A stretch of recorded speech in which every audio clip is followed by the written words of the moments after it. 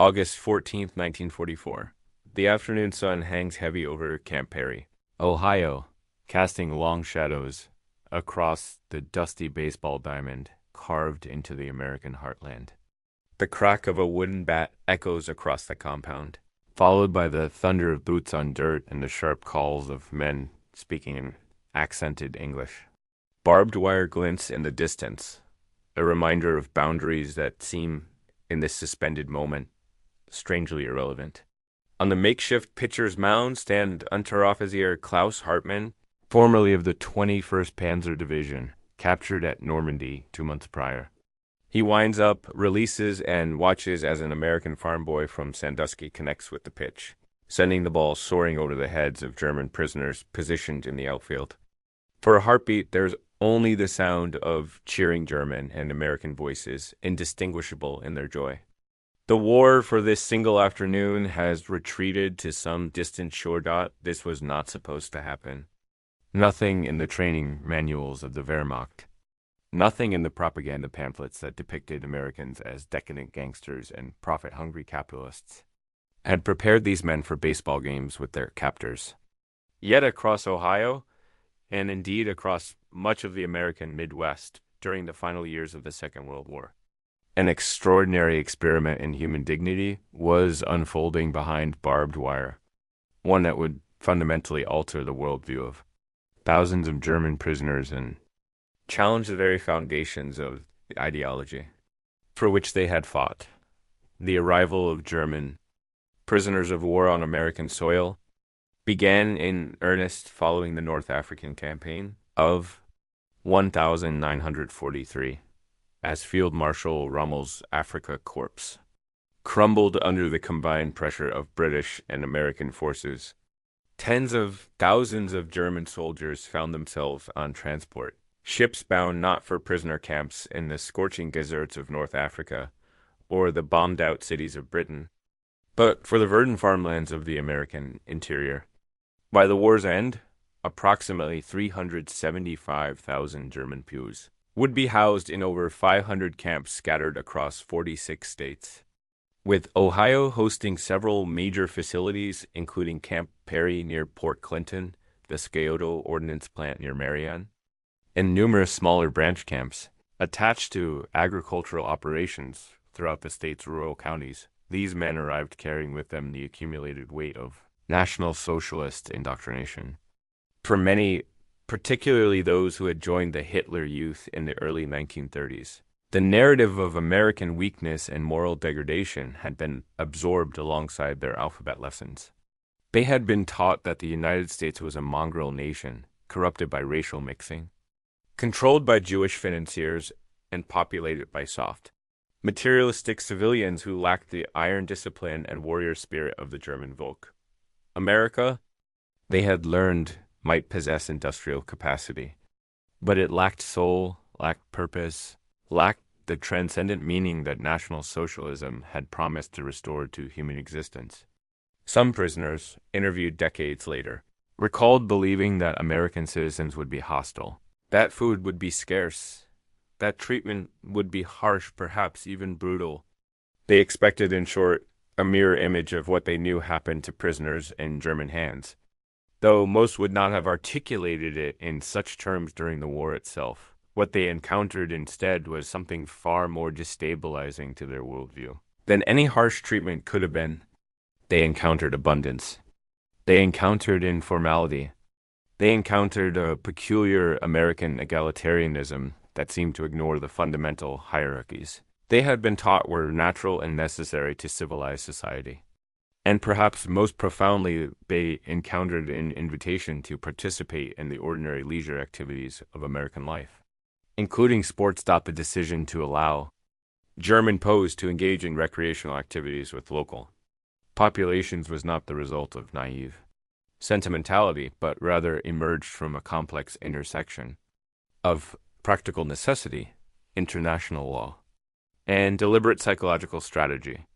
The Geneva Convention of 1929, to which the United States was a signatory, stipulated that prisoners of war were to be treated humanely and provided with opportunities for physical exercise and recreation. But American implementation went considerably beyond the minimum requirements of international law. Military intelligence officials, along with advisors who had studied the failed rehabilitation efforts following World War I, recognized that idle prisoners were restless prisoners, more likely to attempt escape and more resistant to any form of re-education. Athletic activities provided a controlled outlet for energy, a structured environment that maintained discipline while reducing tension. Moreover, there was a deeper strategic calculation at work. The office of the Provost Marshal General, responsible for POW administration, understood that these men would eventually return to Germany. What they carried back with them, their experiences, their observations, their transformed or reinforced beliefs would matter in the post-war reconstruction of European society. If prisoners returned having experienced only brutality, they would carry resentment that could poison reconstruction efforts for decades. But if they returned having experienced something that contradicted their indoctrination, they might become ambassadors of a different kind, witnesses to an alternative way of organizing human society. Camp Perry, situated on the sandy shores of Lake Erie, became one of the most prominent examples of this experimental approach. The facility, which had served as a National Guard training base before the war, was transformed in 1943 to house approximately 3,000 German prisoners. The camp's location proved significant. Unlike isolated facilities in the Southwest or Deep South, Perry sat adjacent to small Ohio towns where German heritage remained strong. Many residents of the area counted German.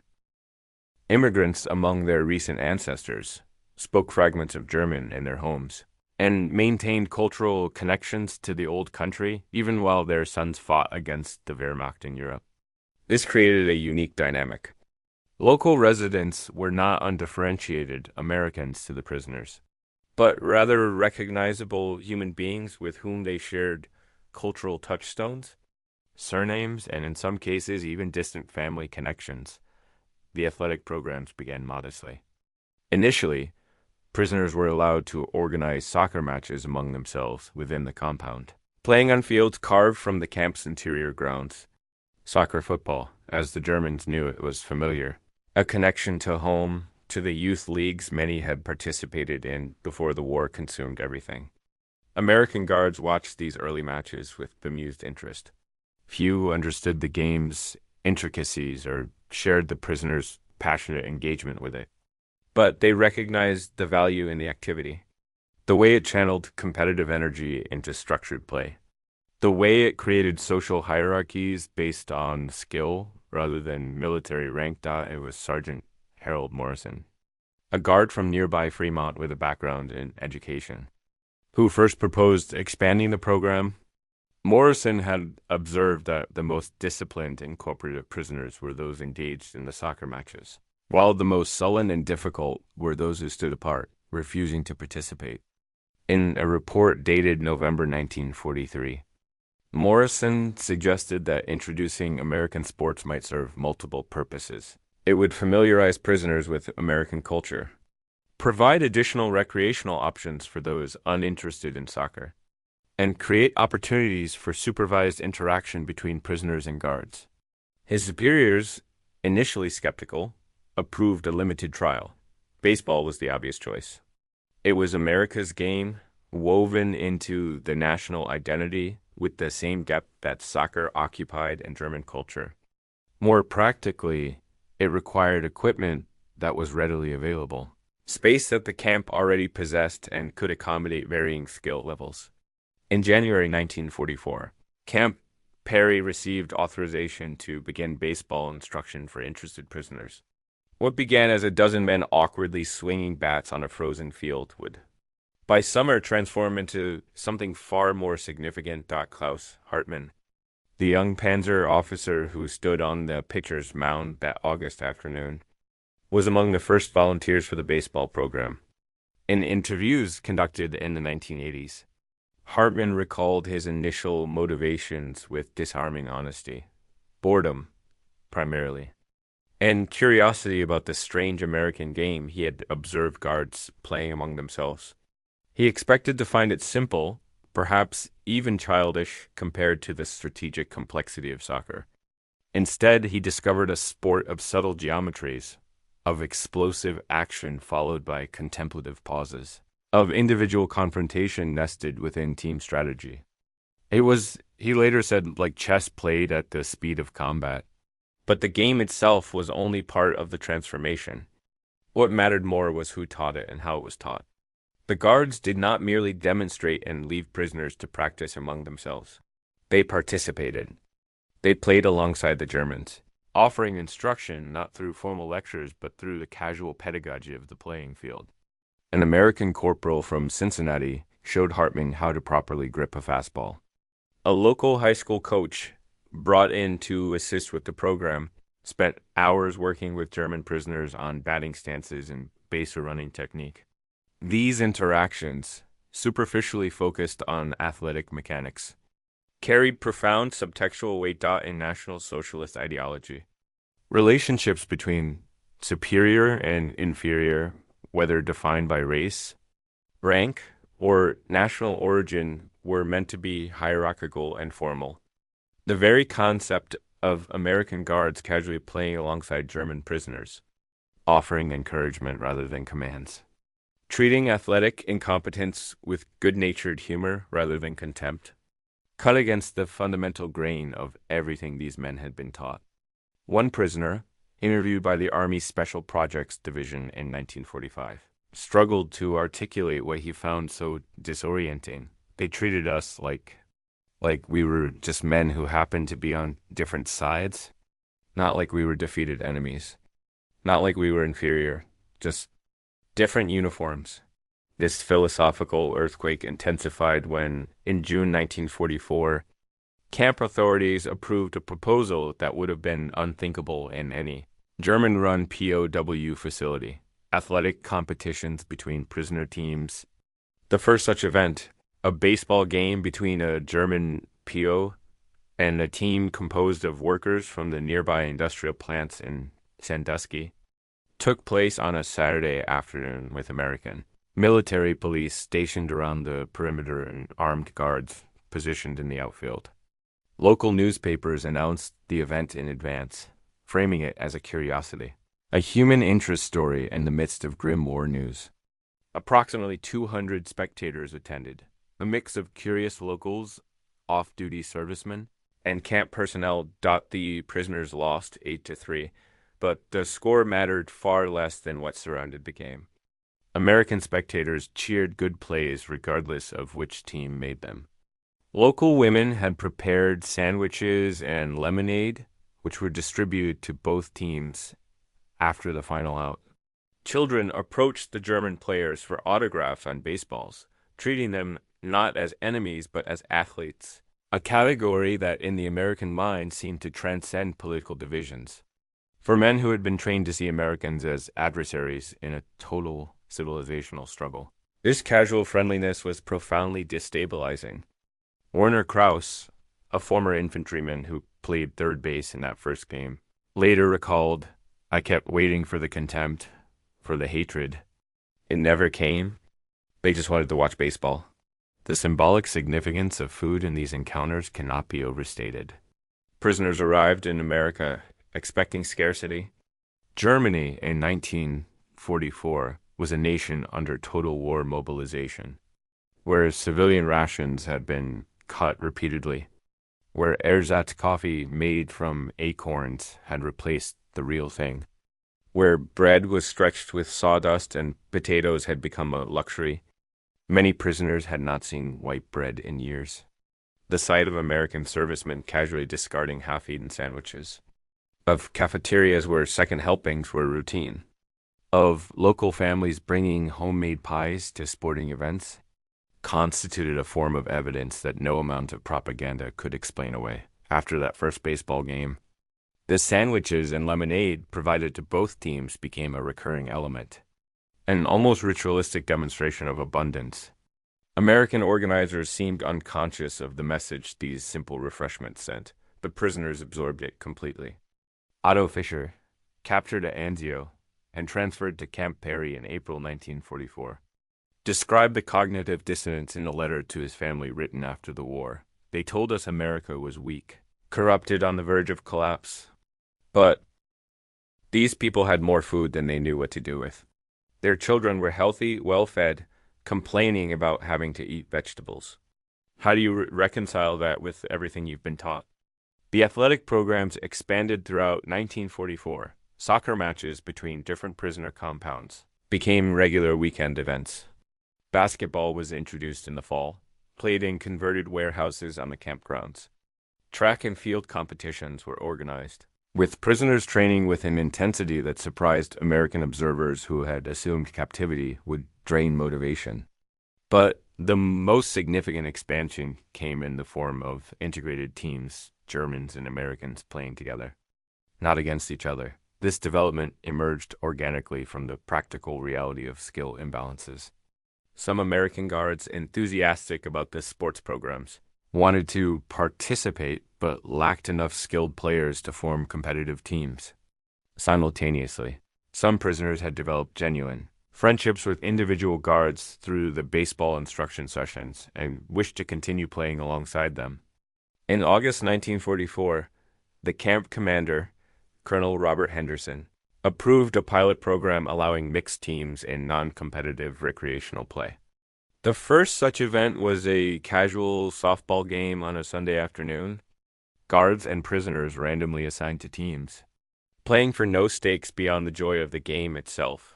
Photographs from that period, preserved in the National Archives, capture something remarkable. In one image, an American sergeant and a German Jeff Rider celebrate a double play, arms raised in synchronized triumph. In another, a group of mixed players sits in the grass between innings, sharing cigarettes and laughing at some shared joke. The barbed wire is visible in the background of these photographs, a reminder that this was still a prison camp, that these men were still technically enemies, but in the foreground, in the immediate human interaction captured by the camera, those categories seem to dissolve into something more fundamental, the question that haunted many prisoners. A question they asked themselves in quiet moments and discussed in hushed conversations in their barracks was simple and devastating. Why? Why did Americans treat them this way? The answer could not be found in National Socialist ideology, which had no framework for comprehending voluntary kindness between supposed racial enemies. Some prisoners, particularly the most ideologically committed, concluded that it must be a trick, a sophisticated form of psychological warfare designed to weaken their resolve. But this explanation became harder to maintain as weeks turned into months and the pattern held. The Americans were not cruel when observation ended. They did not revert to brutality when cameras were absent. The kindness, the abundance, the casual egalitarianism, it all seemed to be genuine, which was more troubling than any alternative explanation. Carl donates. A machine gunner from Bremen who spent 20 months at Camp Perry later articulated the realization that came to many. They treated us well not because they were weak, but because they were strong. They could afford kindness because they had already won, not just the war, but something deeper. They had created a society that produced enough for everyone, that didn't need to be cruel to survive. That was the real defeat for us, not losing battles, but realizing that our entire philosophy was based on a scarcity that didn't exist in their world. The athletic programs became a vehicle for this realization. On the playing field, hierarchy dissolved in ways it never could in the formal structures of the camp. A private could outplay a captain and receive praise rather than punishment. An American farm boy could teach a German university graduate the intricacies of a curveball, and the relationship was characterized by mutual respect rather than resentment. These small inversions of expected order accumulated, creating microcosms of democratic possibility within the barbed wire perimeter. Not every prisoner embraced this transformation. Camp Perry, like all POW facilities, contained hardcore Nazis who viewed cooperation with Americans as betrayal, who used intimidation and violence to enforce ideological conformity among their fellow prisoners.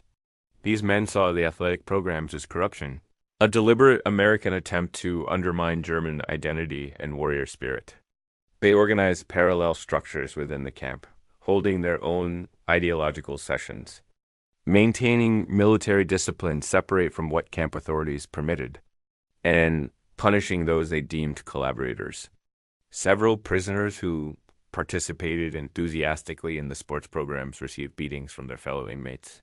One man, Herbert Schiller, who had openly praised American treatment and formed a friendship with an American guard, was found dead in the camp latrine in November 1944. The official investigation concluded suicide, but many prisoners believed otherwise. Yet, despite this intimidation, participation in the athletic programs continued to grow. By late 1944, over 60% of Camp Perry's population engaged in some form of organized sports activity. The appeal was simply too strong. The alternative was endless hours of boredom, the crushing weight of captivity without distraction, the corrosive effects of isolation and inactivity. And for many, there was something more, a genuine curiosity about these Americans, a desire to understand how the enemy they had been taught to despise could seem in person. So, casually decent, the winter of 1940-45 brought new dynamics. With outdoor athletics curtailed by Ohio's bitter cold, camp authorities arranged for prisoners to attend basketball games at local high schools. These excursions required elaborate security arrangements, prisoners traveling in guarded trucks, sitting in segregated sections of gymnasiums, with armed MPs stationed at all exits. But the events themselves retained that same quality of surreal normalcy that characterized the summer baseball games. German prisoners watched American teenagers play basketball with an intensity usually reserved for military operations, saw parents cheering wildly for their children, observed a community organizing itself around something as apparently trivial as a high school sports rivalry. One prisoner, Heinrich Mueller, later recalled attending a basketball game in which the son of a camp guard played for the local team. The guard, Corporal James Peterson, sat near the prisoner section and provided running commentary on his son's performance. The same mix of pride and constructive criticism any father might offer. At one point, Peterson's son missed a crucial free throw, and Peterson groaned in sympathetic disappointment. Then, without apparent thought, he turned to Mueller and said, "He's been practicing that shot for weeks." Nerves got to him. The casual inclusion, the assumption that Mueller would care about the outcome, the unconscious breach of the enemy-prisoner relationship it was. Mueller later said, "A small thing, but it contained everything." In that moment, I was not a prisoner. I was just another spectator who would understand a father's frustration. These experiences accumulated, each one a small weight on the scales of ideological certainty. The baseball games, the shared meals, the casual conversations about sports strategy, the glimpses into ordinary American family life, they constructed an alternative narrative, one that existed in direct competition with the propaganda these men had absorbed throughout their adult lives. And increasingly, the American narrative was winning, not through superior rhetoric, but through the sheer, undeniable weight of lived experience, the symbolic object that recurred throughout these encounters. The tangible representative of American abundance and possibility was the baseball itself. In German prisoner camps, athletic equipment was scarce, carefully rationed, and closely guarded. A soccer ball was a valuable commodity, inflated and deflated with care, repaired meticulously when damaged, and locked away when not in use. At Camp Perry, baseballs were distributed with casual abundance. When one was hit into the lake during a game near the shore, guards simply retrieved another from the seemingly inexhaustible supply. Prisoners collected these baseballs, kept them in their barracks as talismans, had American players sign them as souvenirs. The baseball became more than sports equipment. It became a symbol of the incomprehensible plenty that characterized American society even during total war mobilization. One particularly poignant account comes from the diary of Friedrich Lehmann, a former schoolteacher who had been conscripted into the Wehrmacht in 1942. Lehmann received a baseball signed by members of a local Ohio, amateur team after a friendly match in July 1944. He kept the ball throughout his remaining time at camp Perry and carried it back to Germany when he was repatriated in 1946. Decades later, in an interview with a German documentary filmmaker, Lehman produced the ball, now brown with age. The signatures faded, but still visible. This ball, he said, represented everything I thought I knew was wrong about America. The waste, the frivolity, the lack of seriousness. But it also represented everything I learned was right about America. The generosity, the assumption of abundance, the belief that there was enough for everyone. In Germany, we had been taught that life was struggle, that only the strong deserved to survive, that resources were finite and must be hoarded and fought over. This ball, given to me freely by people who had every reason to hate me, suggested a different philosophy entirely. As the war in Europe moved toward its conclusion in early 1945, a new element entered the prisoner experience: information about the concentration camps. As Allied forces liberated Buchenwald, Dachau, Bergen-Belsen, and other facilities, the evidence of Nazi atrocities became impossible to ignore or dismiss as propaganda. American camp authorities began showing newsreels and photographs to German prisoners, attempting to force confrontation with what had been done in their name. The reactions varied dramatically. Some prisoners refused to believe the evidence, insisted it was fabricated, clung desperately to the illusion that they had fought for a righteous cause. Others broke down, unable to reconcile the reality of industrial genocide with the version of Germany they had believed themselves to be defending. The athletic programs took on new significance in this context. For many prisoners, the cognitive dissonance was overwhelming. How could the same nation capable of such monstrous cruelty also be the nation they had fought for? And how could the nation they had been taught was decadent and weak be the one treating them with dignity while revealing the horrors their own government had perpetrated? The baseball games continued, but they were now shadowed by a profound moral reckoning. Some prisoners withdrew from the programs entirely, too ashamed to face their American captors.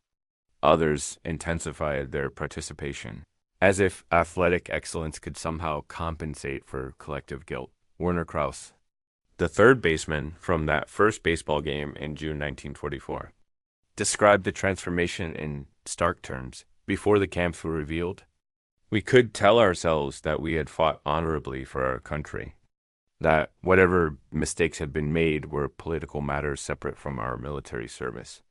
After, we knew that we had been instruments of evil, whether we intended it or not. The Americans who played baseball with us knew this too. Yet they continued to play. That was what I could not understand and could not forget. They knew what we had been part of, and they still treated us as human beings capable of redemption. The war ended in May 1945, but prisoners remained in American camps for months and in some cases years afterward as the logistics of repatriation were sorted out and the occupation of Germany organized. During this period, the athletic programs at Camp Perry and other facilities actually expanded. With the war over, security concerns diminished, allowing for even greater integration between prisoners and local communities. German POWs played in local softball leagues, competed in regional track meets, and even participated in exhibitions that drew substantial crowds. The phenomenon attracted national media attention. Life magazine ran a photo essay in August 1945 titled "Enemy Athletes, German PA," through sports, featuring images of prisoners and Americans competing side by side. The implications of these programs extended far beyond individual transformation. As prisoners began returning to Germany in 1946 and 1947, they carried with them memories and experiences that would shape the reconstruction of German society. Many settled in the American occupation zone, their time as POWs having created positive associations with American culture and governance that influenced their post-war choices. Others became advocates for democracy in their communities, referencing their POW experiences as evidence that alternatives to authoritarianism were possible and practical. The exact causal chains are impossible to trace with precision, But historians have noted that former POWs who experienced the American camp system showed higher rates of democratic political engagement in the post-war period than those who had been held in Soviet or even British camps. Klaus Hartmann, the Panzer officer who pitched in that August 1944 baseball game, became a secondary school teacher in Bavaria after the war. In an interview conducted shortly before his death in 1998, Hartmann reflected on his POW experience. I went into that camp a National Socialist, convinced of German superiority, contemptuous of American softness. I left it understanding that everything I had believed was a lie. Not because anyone lectured me, not because I was punished or humiliated, but because I was treated with dignity I had not earned and shown abundance I had been taught could not exist. The baseball games were just games, but they were also everything. They were practical demonstrations of an alternative philosophy that human worth was intrinsic, that resources could be shared rather than hoarded, that yesterday's enemies could become today's teammates. That lesson, learned on a dusty Ohio baseball diamond, shaped the rest of my life. The irony, of course, is that none of this was intended as philosophical instruction. American camp authorities did not design the athletic programs as elaborate lessons in democratic theory. They were practical measures to reduce boredom, maintain order, comply with international law, and prepare prisoners for eventual repatriation. The transformation that occurred was largely accidental, an emergent property of Americans simply being themselves, casual, friendly, abundant, and unconsciously egalitarian in ways that stood in stark contrast to the rigid hierarchies of National Socialist ideology. Yet, perhaps that unconscious quality was precisely what made the experience so powerful. The prisoners encountered not American propaganda, but American reality, not carefully constructed arguments for democracy, but the lived experience of a democratic society. The baseball games, the shared meals, the casual conversations, these were not performances staged for prisoner benefit, but authentic expressions of American culture. And authenticity, it turned out, was the most powerful propaganda of all. The legacy of these programs resonates through the decades that followed. The Federal Republic of Germany that emerged from the ruins of the Third Reich was shaped by many factors: the Marshall Plan, the wisdom of German democratic leaders, the threat of Soviet communism, the horror of confronting the Holocaust. But among these larger forces, there were also smaller, more intimate influences, the memories of thousands of men who had learned on American playing fields that the enemies they had been taught to hate were, in fact, just people, and that the philosophy they had fought for was inferior to one that assumed abundance rather than scarcity, cooperation rather than domination, dignity rather than hierarchy. The last reunion of Camp Perry former prisoners and guards occurred in 1994, 50 years after the camp's establishment. Elderly German men, now grandfathers, traveled to Ohio to meet with elderly American men who had once guarded them. They toured the campgrounds, now returned to its original function as a National Guard training facility. They visited the sites where baseball diamonds had once been carved into the earth, and they played one final game, old men fumbling with bats and balls, laughing at their diminished capacities, remembering afternoons when they were young, and the world was at war, and somehow, impossibly, they had found common ground on a playing field behind barbed wire dot in the end. The story of German POWs playing sports with locals in Ohio is not really about sports at all. It is about the power of ordinary human interaction to challenge extraordinary ideological certainty. It is about the way abundance creates possibilities that scarcity forecloses. It is about the subtle victory of casual kindness over systematic cruelty. The baseball games were just baseball games, but they were also revelations. Small apocalypses that unveiled truth too powerful for propaganda to obscure. The crack of a wooden bat, the thunder of boots on dirt, the shared laughter after a good play. These were the sounds of ideology collapsing, of certainty crumbling. of men discovering that the world was larger and stranger and more generous than they had been taught. In the end, freedom defeated fascism not just on the battlefields of Europe, but on the baseball diamonds of Ohio. Not through superior firepower, but through the simple, revolutionary act of treating enemies as potential friends, of offering abundance where scarcity was expected, of demonstrating through lived example that another way of organizing human society was not just possible, but actual, not just theoretically superior, but practically, tangibly, undeniably real. That was the transformation that changed everything, not in a moment, not dramatically, but slowly, steadily, one game at a time, until the men who had arrived as enemies departed as witnesses to a truth they could never forget. That human dignity was not a reward for the strong, but a right for all. And that any philosophy built on its denial was already defeated, no matter how many battles it might win.